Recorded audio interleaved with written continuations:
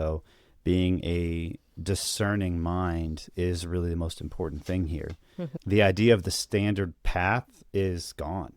For 100 years, we would tell our kids, learn this skill, get this degree, do this job. I remember my father saying constantly, you're going to go to college, you got to figure out what you want to do. It doesn't matter what you want.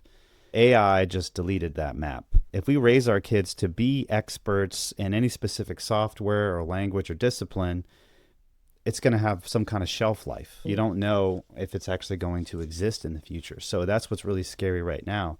But if we raise our kids with the discernment, the ability to look at a problem and extrapolate with a human need and judge the ethics of a solution, they become valuable. Learn how to be themselves first before they allow this tool to kind of dictate who they are in a way. One of the big jobs that has appeared in the last, I think, 12 to 15 months, I forget the exact acronym, RHLF, but it has to do with humans having to look at what the AI exporting and just make sure that it's correct, make sure that it feels right. And it's a huge business. I mean, like you're talking billions of dollars in business because somebody has to review this stuff. And I think even, I scored a show about AI about 6 years ago.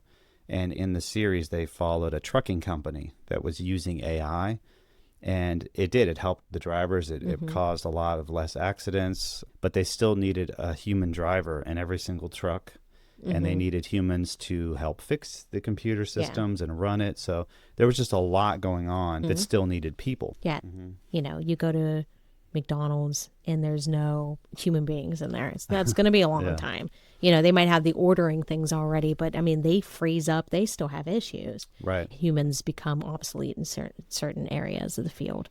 One idea I've been thinking about a lot is the whole concept of literacy. In the past, they said, if a person could read and write, you were so much more powerful. Well, now reading and writing, of course, is a baseline, but literacy is about, of course, being able to use AI appropriately, but also filtering.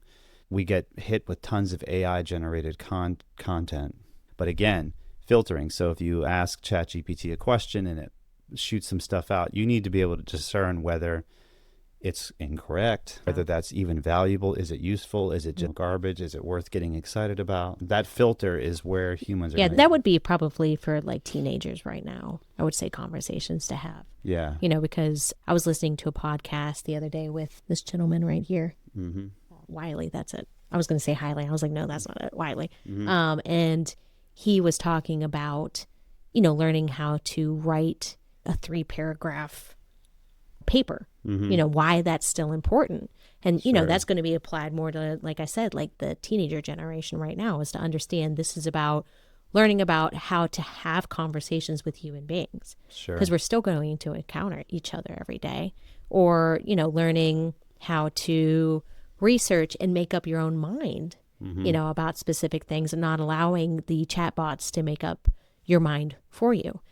So there's a lot of actual benefits for those types of things, the way of learning, because they help your kids, learn a lot of these skills that you need to have in just your day to day, because we're not to the point now where we all live in our own little bubbles yet. Sure. The kids still go to school. They're still going to have to get jobs. They're still talking to people online, so I think that's important.